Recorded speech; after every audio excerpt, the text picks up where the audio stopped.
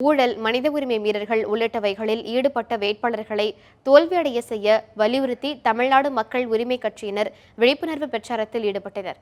தமிழ்நாடு மக்கள் உரிமை கட்சியின் சார்பில் ஊழலுக்கு எதிராகவும் நேர்மையான அரசியலில் அமைத்திடக் கோரியும் தமிழகம் முழுவதும் பிரச்சார பயணம் மேற்கொண்டு வருகின்றனர்.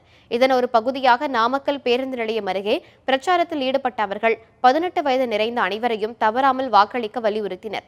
பணம், பரிசு பொருட்கள் வாங்குவது சட்டப்படி குற்றம் என்றும் மக்கள் விரோத செயல்களில் ஈடுபடும் கட்சிகளை படுதோல்வி அடைய செய்ய வேண்டும் என்றும் மக்களிடையே பேசிய அவர்கள் அனைத்து வேட்பாளர்களும் தகுதி இல்லாதவர்களாக இருந்தால் நோட்டாவுக்கு வாக்களிக்க கேட்டுக்கொண்டனர்.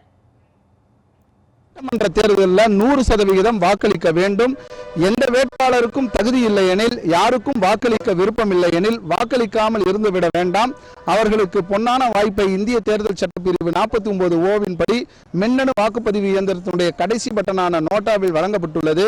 தங்களுடைய வாக்குகளை அதிலேனும் செலுத்திட தமிழ்நாடு மக்கள் உரிமை கட்சி பரப்புரை பயணம் மூலமாக வேண்டுகிறோம்.